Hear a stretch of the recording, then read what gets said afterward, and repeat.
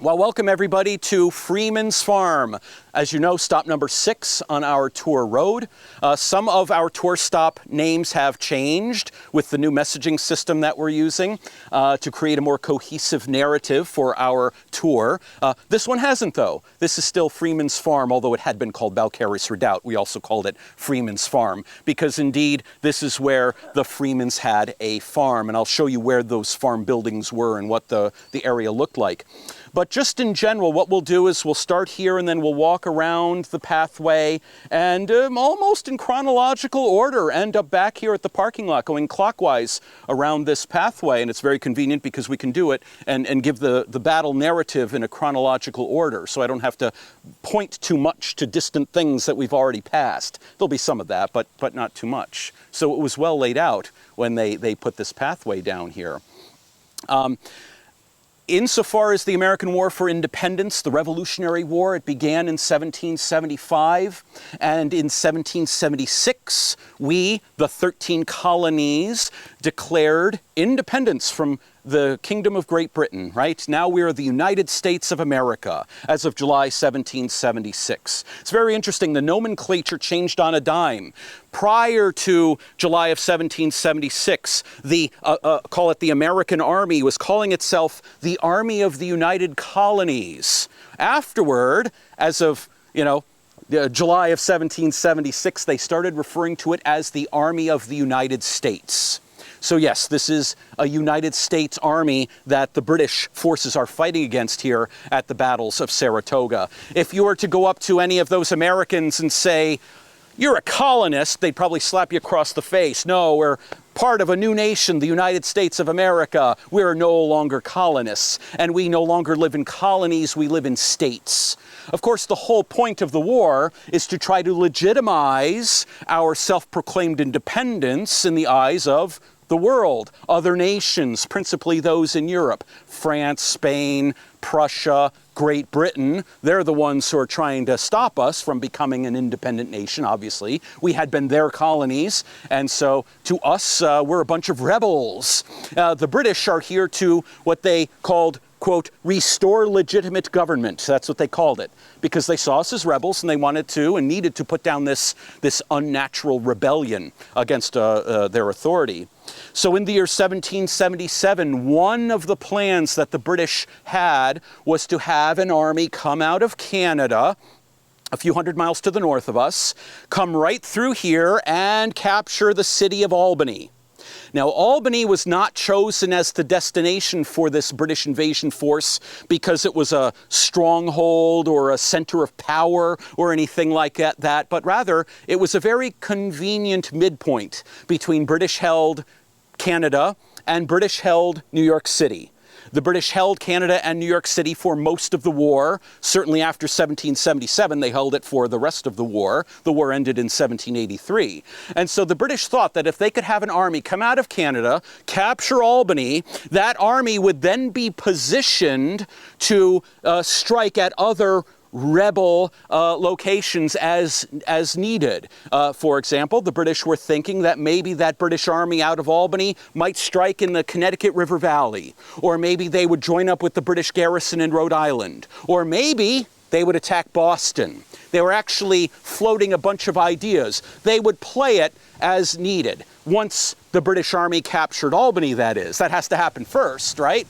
So the army set off in June of 1777. It consisted of over 10,000 officers and men. It's a large force. It's a proper army, commanded by a lieutenant general, a guy by the name of, I think you know him, John Burgoyne. John Burgoyne is the commander of this British invasion force. And I say invasion because we're Americans, right? And so they're an invasion force. But please remember, from their perspective, they're not the invaders. They're the ones who will, again, restore legitimacy, restore legitimate government. They're here to put down the rebels. That's what they're intending on doing. So the force moves out of Canada in June, and then after months of campaigning, finally in mid-September, they end up just north of us. If you know where the Saratoga National Cemetery is, the Gerald B. Solomon National Cemetery. That is where Burgoyne's British Forces Army was encamped in the couple of days prior to the Battle of Freeman's Farm on the 19th of September. They arrived there on the 17th of September. They camped out for a couple days. Then on the morning of the 19th of September, they packed up camp and they made their move to attack the American forces at Bemis Heights. Now, before I continue with that, why don't we head on up this way along the pathway, and we're going to go to where those cannons are located. Now, to set the scene briefly, we are obviously on a cleared farm field. It doesn't look much like a farm field now, but it was cleared at the time of the battles of Saratoga.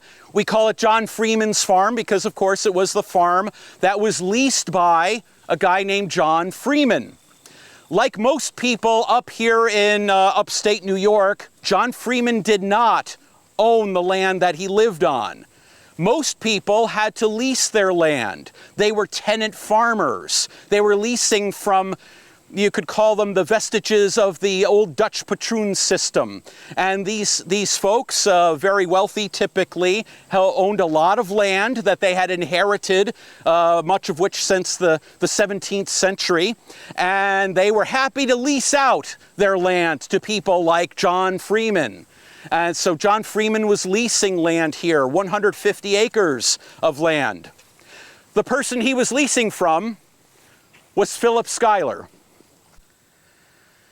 So indeed, Freeman's Farm, the place where the Battle of Freeman's Farm took place 246 years ago, was property that was actually owned by Philip Schuyler. Philip Schuyler owned over 100,000 acres of land in various places throughout upstate New York, and this was one of those lots that he owned.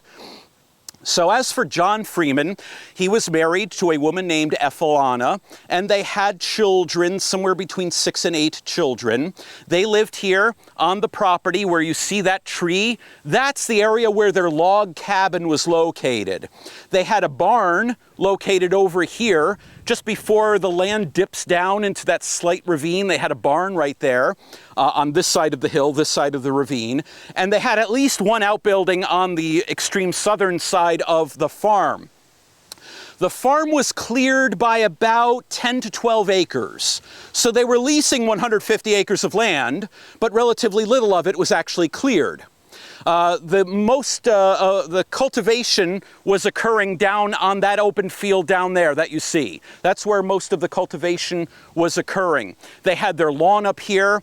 All of it was fenced in by wooden rail or worm fence, as they called it. And on the southern side of the field, we know from the mapping that that was where they intended to expand their farm, because the mapping shows a lot of standing dead trees on the property. Those were girdled trees. Basically, it was typical for, if you were wanting to clear an area of trees, you would cut around the bark, remove the bark, cut around the tree. You don't actually cut the tree down. You just kill the tree by cutting around it, and the tree dies over the course of time, and then it just naturally collapses, and it makes it easier to clear the land. So that's what they were doing over there. They had a lot of sheep here and some milk cows, a couple of horses, you know. As for the Freemans, you might know that they were Royalist Americans, aka Loyalists, aka Tories, to use the pejorative. They wouldn't like to be called Tories. They find that term offensive, but they were certainly loyal to the crown. They were loyal to the crown. They did not like the idea of the United States. They did not like the idea of this rebellion against legitimate government. So the Freemans, when they hear that the British Army is coming, and that the Freemans know that most of their neighbors are ardent revolutionaries, the Freemans are seeking refuge with the British. Not from the British. Most people living in the corridor of this Hudson River Valley had skedaddled from their homes because the British are coming, so to speak. They don't want to be around when the British enter because they see the British as the enemy, because we're citizens of of the new United States. But the Freemans and some others that lived up here were different. They were loyalists. They joined Burgoyne's army as it progresses south. John Freeman himself becomes a private soldier in one of the new royalist corps that's being recruited during the course of the expedition, as does his eldest son, Thomas Freeman. So these two guys, John the father, Thomas the son, they're combatants in Burgoyne's army. But you can see that the farm was abandoned by the time of the First Battle of Saratoga. There would have been probably more trees than what you see. Like I said, only about 10 to 12 acres of land was cleared. So what you see is more than that. There's a reason for it. We have the battlefield landscape sculpted in a field forest configuration, appropriate to the day of the Second Battle of Saratoga, where more trees had been cleared for lines of fire and building fortifications and the like. So you have to imagine in your mind's eye that there were more trees. We would have been kind of surrounded. It would have been felt more close in because these were canopy trees. These were high trees. All the trees that you're seeing here, most of it grew up since the 1930s and 40s. The trees that were here at the time were hundreds of years old on average. You know, some of them were younger, of course, but a lot of high canopy trees with not much undergrowth, meaning you could go into the woods and you could see for quite a distance between the trunks. You can imagine a forest like that. And that was what surrounded Freeman's abandoned farm. Now it's the morning of the 19th of September. The British commander, John Burgoyne, knows that the American commander, Major General Horatio Gates, has his what was called Northern Army, the American Army, located at Bemis Heights. Bemis Heights is about 1.5 miles south of us. Stops 2 and 3 on the tour road is where the American camp was located, between stops 2 and 3. Horatio Gates's Northern Army was there, and because of the way that the fortifications were set up, they were preventing Burgoyne from getting to Albany unfettered. So Burgoyne understood fully that in order to get to Albany, he had to battle the American army. Somehow, somewhere, he had to fight it. And so when he set off with his full army south toward Bemis Heights on the morning of the 19th of September, Burgoyne fully expected to fight that day. So there was not going to be a surprise battle. The question was, where was the battle going to take place? And what elements of the army were going to be engaged? So what Burgoyne did was he had his army pack up all their stuff, their carts, their wagons, all of their provisions. The soldiers were issued with 3 days' worth of provisions. That's over 9 pounds of food on every one of their persons. They also had their tents packed up on carts, knapsacks. Every single soldier had 100 rounds of ammunition on their person, and every one of those cartridges had a lead ball in it, so you can imagine lead, a lot of lead, that's heavy stuff, So they packed up their camp. The British forces divide themselves into 3 different columns. Burgoyne, of course, commands the whole, and he will be present with the center of the 3 columns. But the column to the extreme west, that was commanded by Brigadier General Simon Fraser. Simon Fraser commanded about 3,000 troops, the elite of Burgoyne's army. The most elite British and German soldiers are with Simon Fraser, and like I said, about 3,000 of them. The center column, which would come right through here, was commanded by Brigadier General James Hamilton. A lot of Scotsmen commanding brigades, I guess, in Burgoyne's army now, and Burgoyne is with them. He has with him about 1,700 troops, so a little more than half what Fraser had.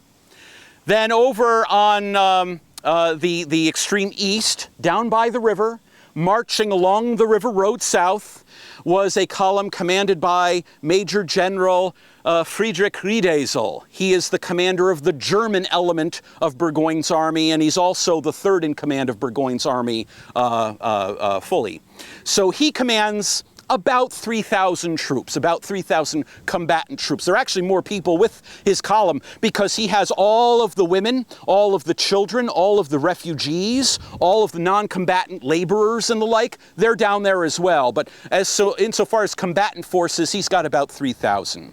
So you see Burgoyne's army, combatant-wise, consists of about 7,700. The American army has about the same. The numbers are about the same. They're about equal insofar as the actual combatants between the two forces. The question is how much of the armies are going to be engaged, because rarely do full armies, everybody on both sides engage in battle. It's typically elements of the armies that are going to engage, and the case is no different here. So at the sign of a signal gun, a cannon that shot the sound which informed the three commanders that they would move simultaneously south, you had the three columns advance late that morning. The center of the two columns, Burgoyne was with them himself, like I said, is going to traverse the Great Ravine. If you came up from US Route 4, you took that long snaking road up to the park's visitor center. You go under the park bridge there, the Tour Road Bridge. That's the Great Ravine. So Burgoyne's army went from the north side of the Great Ravine on a road and up the other side. And right away, late morning, they encountered some American sentinels. The thing about armies, if you're smart, is you're going to deploy pickets and sentinels, a screening force in advance of your main body. You don't want your main body of troops all together bumbling along a road and be surprise attacked by an enemy. You don't want that. You want to have troops acting as a screen in advance of you. And so that when an enemy is to be encountered, the screening force encounters them first. And then you have some time to react smartly to that threat. And Burgoyne was doing that very thing. He's going to have his screening force come out of the Great Ravine, and like I said, they encounter American sentinels. When those shots were fired between the sentinels and the British center column in the late morning of the 19th of September, word went back pretty fast to the American camp that the British were on the move. And so Benedict Arnold, the de facto second in command of the Northern Army, decided that, all right, it's time. Let's do battle with the British. He had actually tried to fight the British the day before. He went out with his division. Gates let him do it. And it came to naught. There was no battle that occurred because the British would not bite. And Arnold went back. But you can imagine he's itching for a fight. And he knows that now is the time, the 19th of September. So he says to Gates, can I go out with my division and attack the British, just like I wanted to do yesterday on the 18th of September? Gates said, no, we're not going to do that. It is unquestionable that the British are advancing upon us. We're not going to go out into the woods and bumble around and etc. We're going to make sure that our lines are perfectly protected since the enemy is on a march, as opposed to yesterday when they were sitting in camp. And Arnold pressed the issue. He wanted to go out and fight. And so Gates and Arnold came to a compromise. Gates said, all right, I'll tell you what. You can go out with the Virginia and Pennsylvania Riflemen, commanded by Colonel Daniel Morgan of Virginia. You can go out with the New England Light Infantry Battalion, commanded by Major Henry Dearborn. And you can have those two forces go out, scout the enemy, skirmish with the enemy, and hinder their advance. Hinder their advance. Harass their advance was the term specifically. And, by the time the British forces then are able to attack us here at our lines at Bemis Heights, we'll be fully prepared and waiting for them, and they will have been bloodied during the process. The enemy will have been bloodied during the process. So Arnold thought that was a fine idea. Gates also said, quote, you may support them if necessary, meaning you can support Morgan and Dearborn if necessary. If things get bad and they get in dire straits, you can support them. So out goes Morgan, out goes Dearborn. And the way they were marching was in a big, long, snaking column with the riflemen in front, the light infantry in back. They snaked around. They would have been at the area of stop number 2 on our tour road. They marched through paths, through the woods, and it's out of the southern side of Freeman's farm that this long snaking column advanced. Now, the front company of riflemen was a Pennsylvania company of riflemen commanded by a guy named Van Swearingen. And you know he's in the front because his name is Van. Thank you, thank you. So, and it's true, I didn't make it up. So, Swearingen's guys, they come out of the wood line, again with the riflemen and the light infantry backed up behind them. Simultaneously, we're talking at about 12:30. What time is it now? Ish? 1:25. Oh, that's good, right?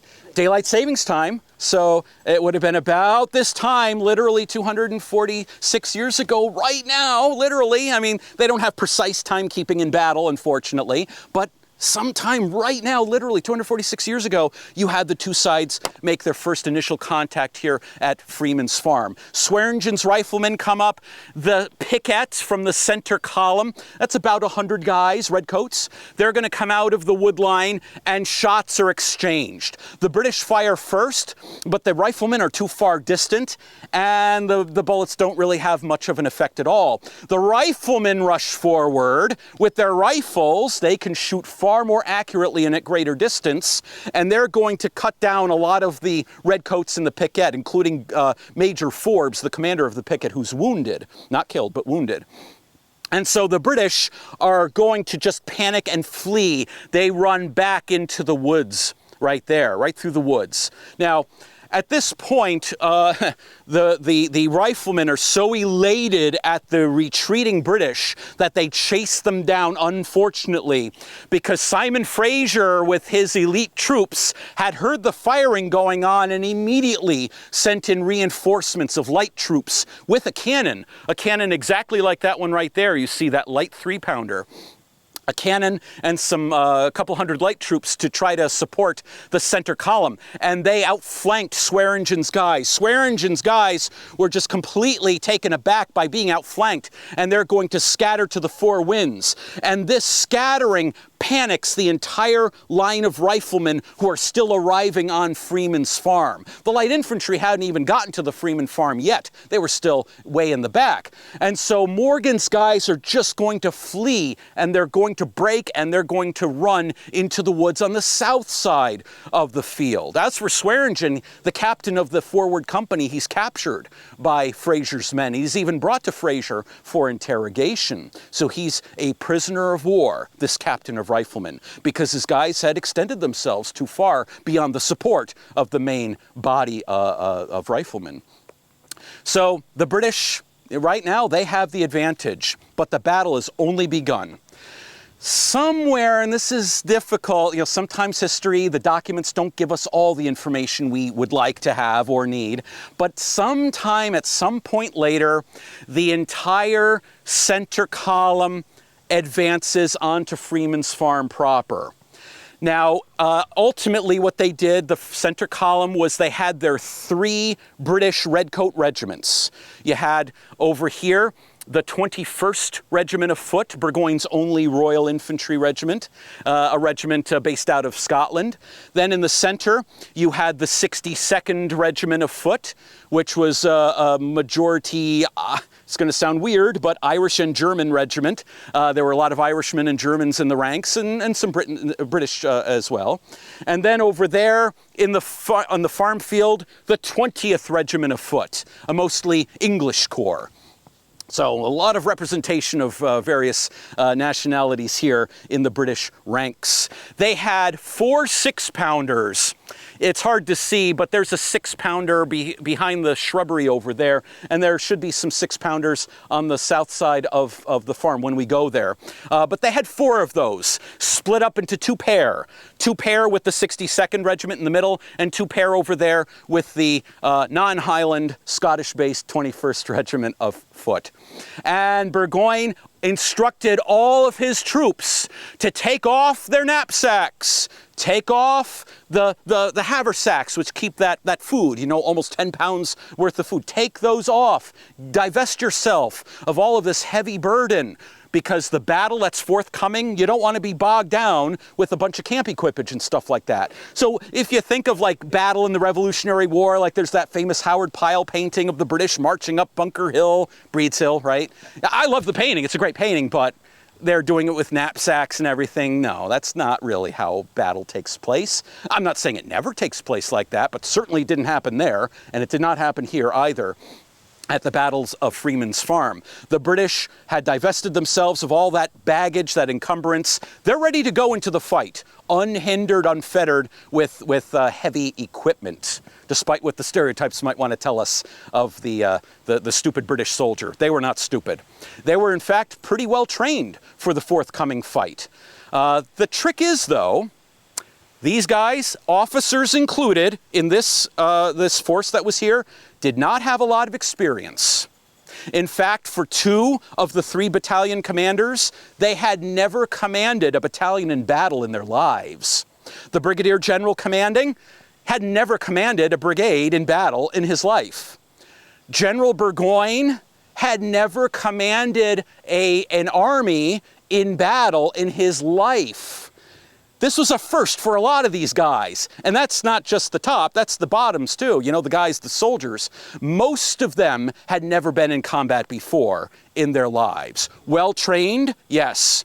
Experienced? No. No. And I think you'll see that, you know, that plays a part in battle. So that's our situation. Now, what we'll do is I think we will continue on our path and we'll see what the Americans do to react to the British deployment here at Freeman's Farm. Now, the funny thing about the Battle of Freeman's Farm, if we can call it funny, you know, considering all the death and suffering that occurred here, is that you had part of the second battle fought here as well. And so where you see these platforms, where you see these artillery pieces, these are all relevant to the second battle, not the first battle per se. So pretend these things aren't here, although I will be referring to some of the artillery. Again, that cannon, that bigger one in the middle, that's a light 6-pounder. And the British line here had 4 of those, the ones in the middle, paired up in groups of 2. So at about 2:30 in the afternoon, between then and 3 o'clock, 2 of the 3 British regiments, the 62nd and the 21st, advanced south. Now they had seen within the wood line American forces start to gather, but the Americans were not coming out of the wood line. The Americans were staying in the woods on the edge, were not coming out because they saw that they were terribly outnumbered by the British, but they were there nonetheless. And so these 2 British regiments advanced south, coming in the direction of that height. You see that hill over there? That was wooded at the time of the Battle of Freeman's Farm. It was cleared by the time of the second battle, but cleared at the time of the first battle. And that's where about 300 American Continentals were standing by, basically to observe the British and see what they were going to do. Well, now they're advancing. And either through serendipity or just good timing, or planned timing, I should say, out of the woods comes the 1st New Hampshire Regiment, commanded by Colonel Joseph Silly. The 1st New Hampshire Regiment comes out of the woods just as these 2 British regiments are advancing. And now at about 3 o'clock or so, you have the battle proper begin. The main phase of the battle, which lasts until the battle's end. The Battle of Freeman's Farm, as I mentioned to some other folks earlier, was one of the longest land battles of the entire Revolutionary War. And it's incredibly difficult to describe how everything happened because, frankly, there's a lot we just don't know.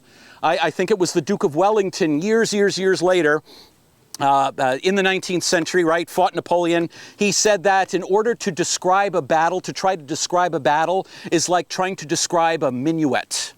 You know, it doesn't translate well. A lot of things happen where you just don't remember, you know, you're in it, and obviously you're not omnipotent, you don't know everything that's happening, you just have your own perspective. And then there's memory involved and timing, you can't maybe remember what happens when. But there are some things that we absolutely do know, and so that's what I'll be talking about here. So the battle begins between the 1st New Hampshire Regiment and the 62nd Regiment of Foot. The fight that happened somewhere right here where we're standing between these 2 battalions lasted about 20 minutes. After which one of the ensigns of the 1st New Hampshire Regiment wrote in his journal later that day, he said that we had suffered so many casualties amongst our New Hampshiremen that we had to break and retreat back into the woods. So they were bested by the British. the 1st New Hampshire Regiment goes back into the woods along the path back to where they were encamped. It would have been where the Nielsen House is, that hilltop at stop number 2 with the Nielsen House. That's where they were going. But then along the way, they encountered a reinforcement. You see, Benedict Arnold, right, he had sent out the riflemen, he had sent out the light infantry. The riflemen were broken, thanks to Fraser outflanking them with his surprise reinforcement of a few hundred troops. And so Benedict Arnold thought, whoa, those riflemen might be in peril. Gates said I can support them if necessary. I better do so. So Arnold had sent the 1st New Hampshire Regiment. But Arnold was sensing that that might not have been enough of a reinforcement. So he then sent the 3rd New Hampshire Regiment. Yeah, they skipped over the 2nd Regiment. They went right to the 3rd New Hampshire Regiment, commanded by Colonel Alexander Scammell. And the 3rd New Hampshire Regiment was marching out. And as the 3rd New Hampshire Regiment's marching toward here, they encountered the 1st New Hampshire Regiment retreating, and Colonel Scammell was able to convince Colonel Scilly to make a U-turn and come back here to Freeman's farm. As Colonel Scammell told him, we've been sent by Arnold, and I have a battalion of Connecticut militia behind me, commanded by Colonel Thaddeus Cook. So we're really going to be able to bolster our line nicely. And so Scilly and Scammell and Cook, they arrive on the field. You've got the 3 regiments, the 1st New Hampshire Regiment, the 3rd New Hampshire Regiment, and Colonel Cook's Connecticut militia. And now the 62nd Regiment, they got about 400 guys. Now they're facing a force almost 3 times their number. That's not going to play well in their favor. But what do they got that the Americans don't? Cannons. Remember those? They got 2 cannons with them.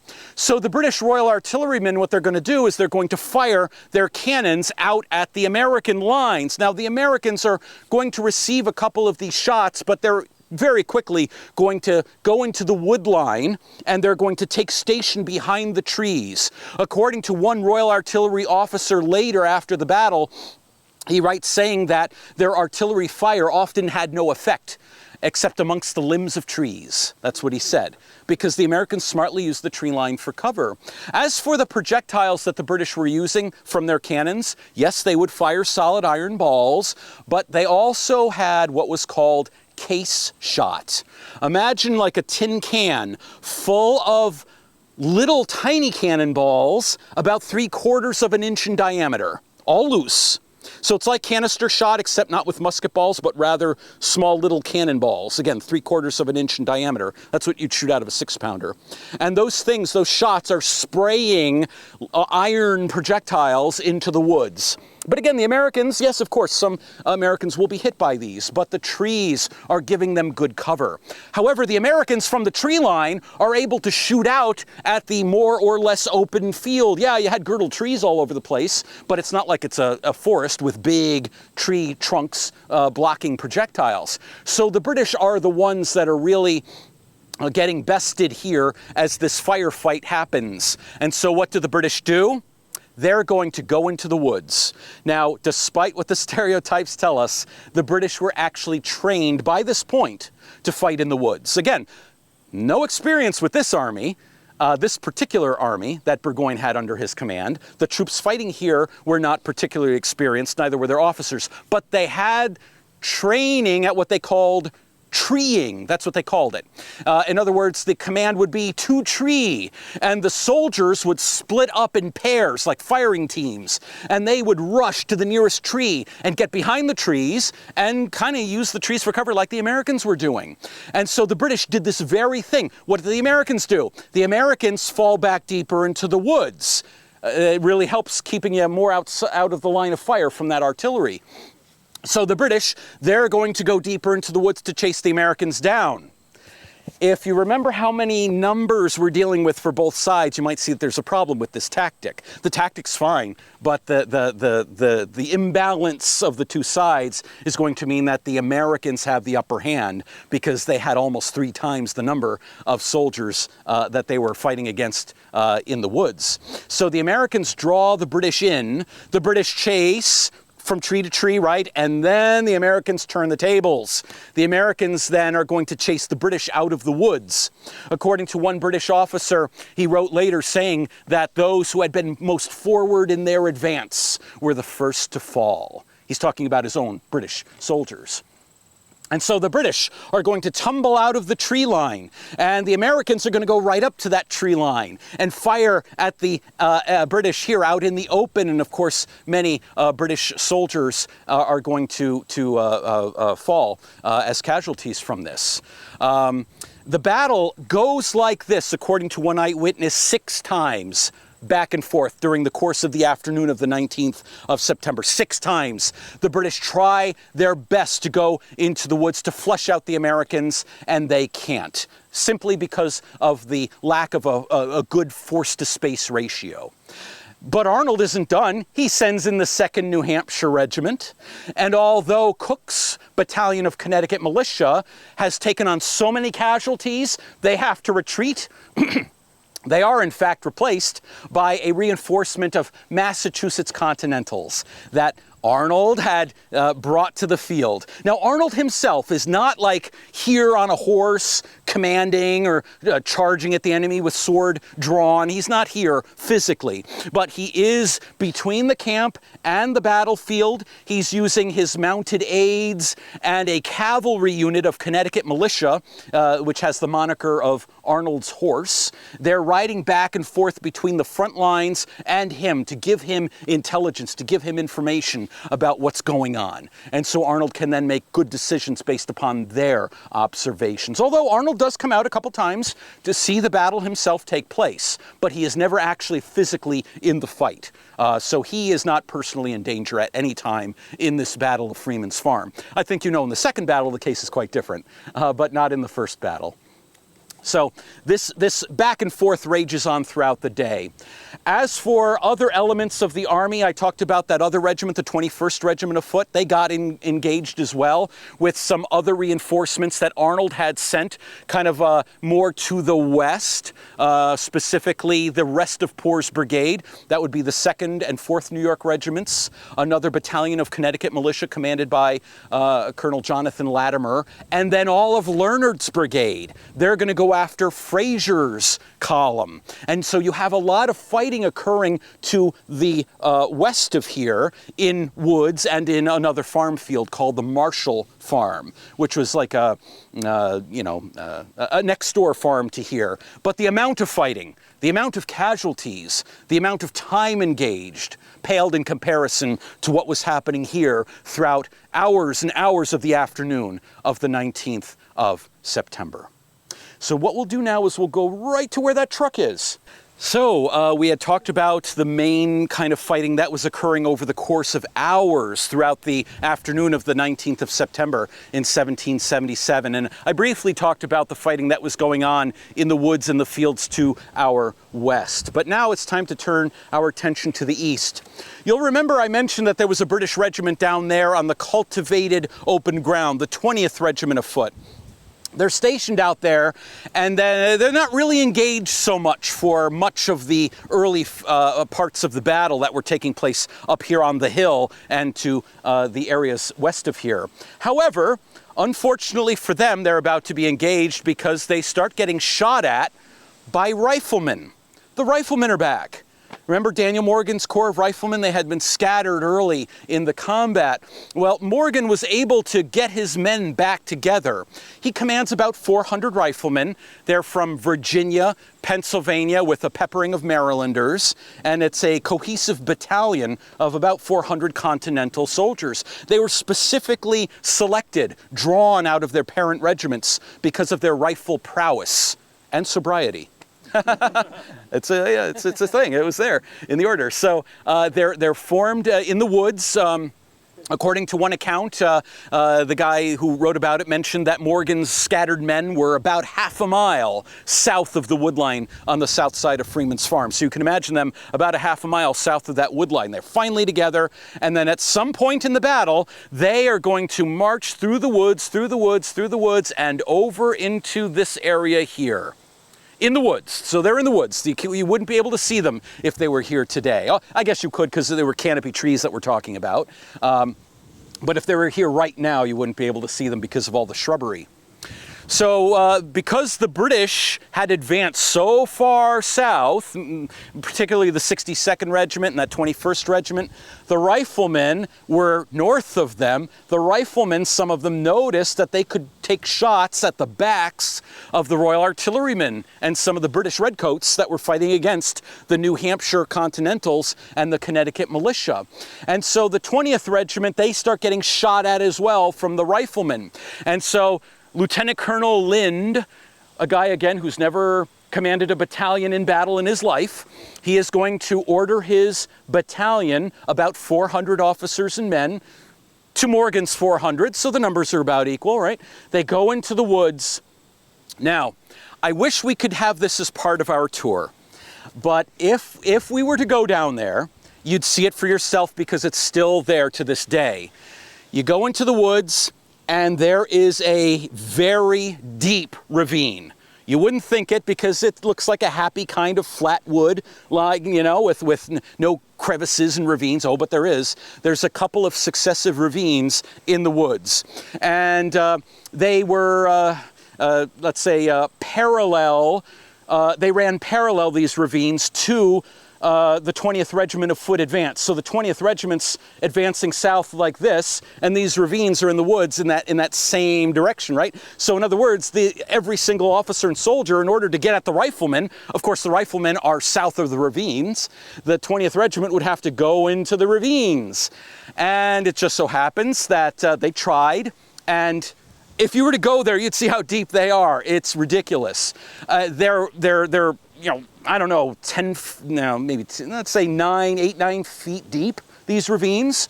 You'd have to tumble down the ravine, they're very steep, then you'd have to claw up the other side with your musket, and all the while you're being shot at by riflemen. You know, it would have been perilous if you were in this regiment trying to get at the riflemen on the other side. And then for those few lucky or unlucky people who are able to make it across these two ravines, these successive ravines, they found an abattis waiting for them. An abattis is a fortification element in which you'd, let's say, cut down a tree such as this one right over there, that scraggy tree. You'd have it cut down. You would take a bunch of the branches and then you would place the upward pointing branches in the direction of the enemy advance.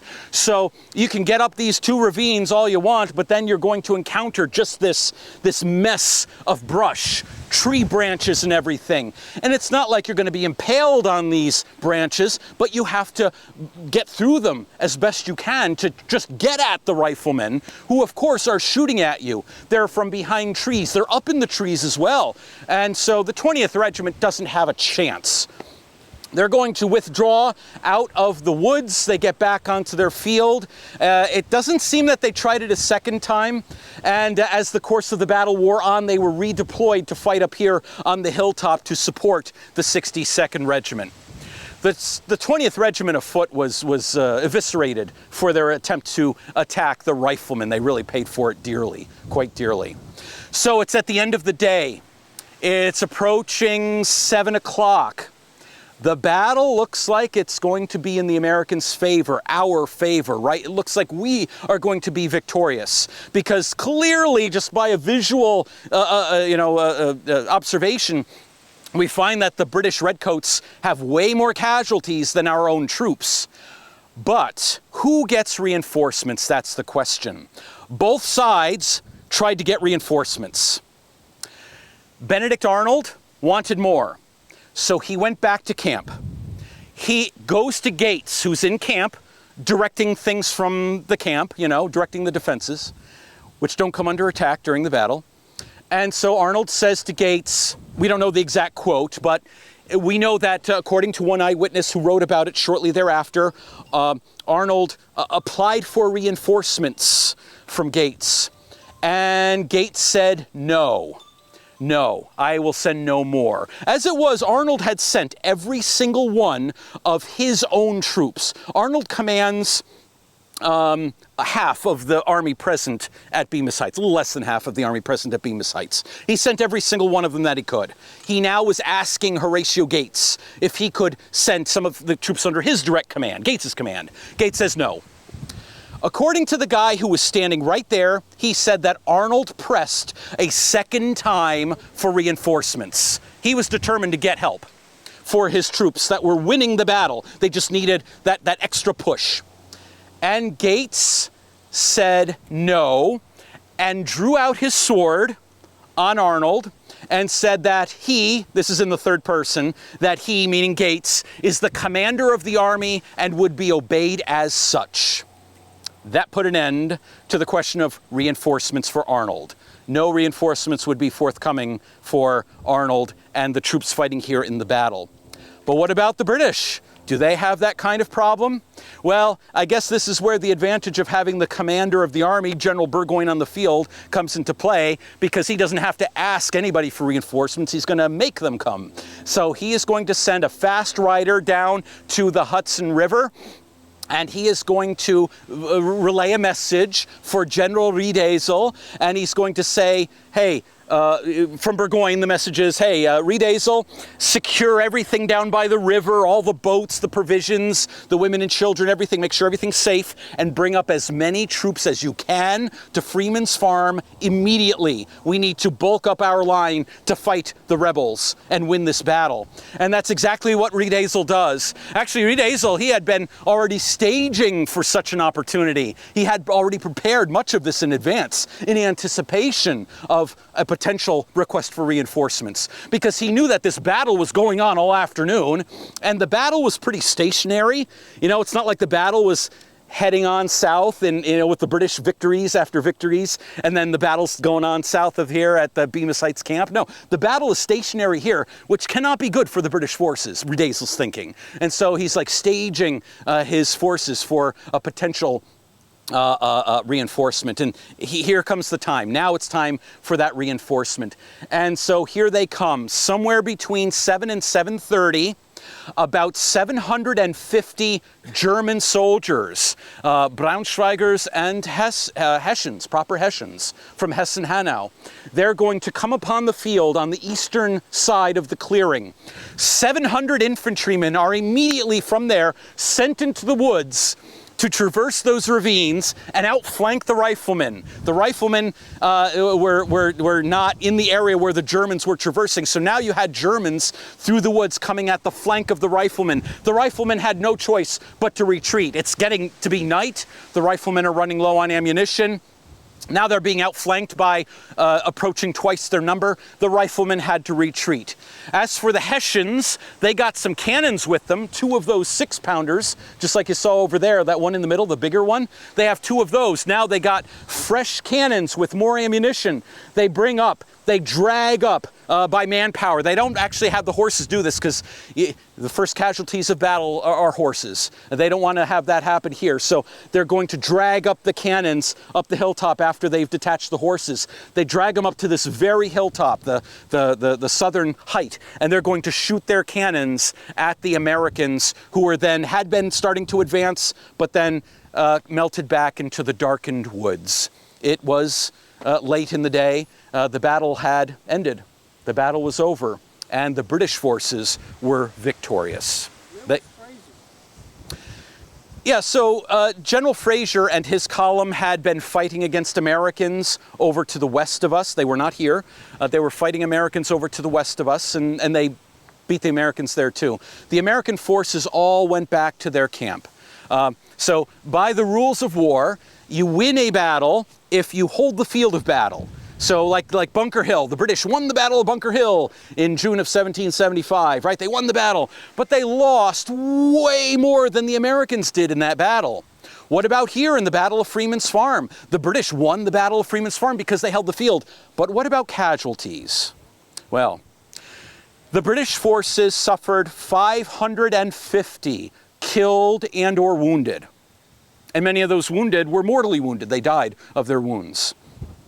They lost about 40 more to captivity. Americans were able to capture about 40 British officers and soldiers during the course of the battle. So approaching 600 casualties all told.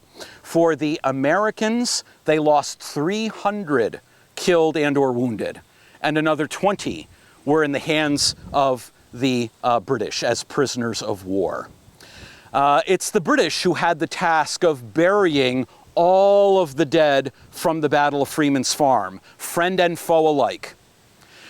Many of those who had been wounded, the Americans, they had been brought back to camp during the course of the battle, and they, you know, some of them died almost right away. Some of them had surgeries and they died from the surgery.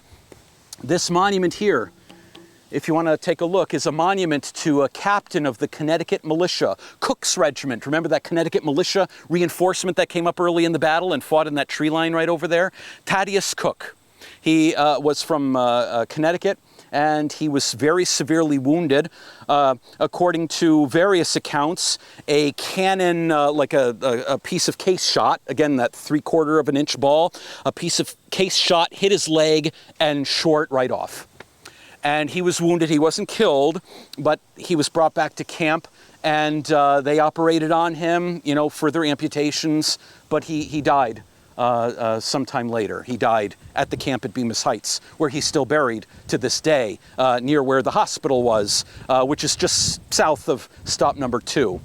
As for those who were buried here from the battle, British and American alike, they're also still buried here. They really are. We don't know exactly where the British buried them, because the British buried everybody here. We don't know exactly where they buried them. They didn't map it out. They didn't tell us. They didn't make little headstones or anything like that, even for their officers, the British officers who had lost their lives. But hundreds of men and boys are buried out here on Freeman's Farm and the adjoining farm field and within the woods. If you were with me last year and you had seen my presentation about casualties in the Battle of Freeman's Farm, it's a long-term project I'm working on. If we look at the American Army, just the American forces, militia and continental, and we divide up those who died, not even just wounded, just those who died, and you divide them up by decade of age, meaning teenagers, 20-somethings, 30-somethings, 40-somethings, 50-somethings, 60-somethings, the plurality of death occurred amongst the teenagers. I kid you not. And you can next is the 20-somethings, then the 30-somethings, 40s, 50s, and then one man in his 60s who wasn't killed here, but he died as a result of his service here. But the plurality of deaths occurred amongst those who were teenagers. And indeed, there were many, many, many young people who fought here in the battles of Saratoga and paid for it with their lives. They weren't all young, of course, but many, many were. I just briefly, very briefly, I promise, want to go through a couple of names here. There was a private soldier by the name of Henry Trowbridge. Henry Trowbridge was from Colchester, Connecticut. He was 19 years old. We know from the family genealogy that he was living at home with his parents and 5 siblings. He had been called up to serve in the Connecticut militia. He fought here in the Battle of Freeman's Farm. He was one of those killed in his regiment, a 19-year-old boy, and he was buried here somewhere on Freeman's Farm. Then we have an example of a man named Prince Douglas. He came from Hancock, Massachusetts. He was an enslaved man. We don't know exactly how he came to serve in the Continental Army. There were a couple ways by which enslaved men could join the Continental Army, but he was in Colonel Bailey's Continental Regiment, a Massachusetts Continental Regiment, and he was killed here in the Battle of Freeman's Farm, buried here too, somewhere. Again, we don't know where, but Prince Douglas is buried here. Eleazar Gove. He was from Seabrook, New Hampshire. 45 years old. He had a wife named Mary and 5 children. He was killed here in the Battle of Freeman's Farm while serving with that 3rd New Hampshire Regiment, that reinforcement that came up during the course of the battle. Those are just 3 quick examples of the kinds of variety of people, kids, enslaved people, fathers who were killed here. It's interesting when you look at the military records. If you're looking at casualties, right, they'll give you like the casualty list for the First Battle of Saratoga. They'll give you numbers of by rank, by regiment, you know, they'll give you numbers, but they don't give you names, except the officers. They mention them by name, but not the soldiers. So then you have to go to the muster rolls that were made after the battles of Saratoga. And then you can look at the name and, oh, killed September 19th. Now we have a name. Then you look in the genealogy to find out well, how old was that guy? Was he married? Did he have kids, et cetera, et cetera? And so by marrying these various military documents and the genealogical information, the kinds of stories, horribly sad stories that come out of it are unending, truly. And like I said, it's a very long work in progress, but the stories that come out of it are just tremendous. Yeah. So the battle's over, the British win. Kind of a downer, right? Except for the man wearing the, where is he? Yes, the GR, the broad arrow cap. He's happy that the British won. But otherwise, all of us are unhappy. I'm kidding. I had to point it out somehow. If you're wondering, the little arrow that he has on his hat, that's called the King's Mark. You'll find that on all British ordnance-owned military equipment like haversacks, cannons, etc. And the GR stands for Georgius Rex, Latin for King George. So you know he's British. So thank you so much for coming on the tour of Freeman's farm. Really appreciate you coming today. And thank you, weather, for holding out for us. Thank you.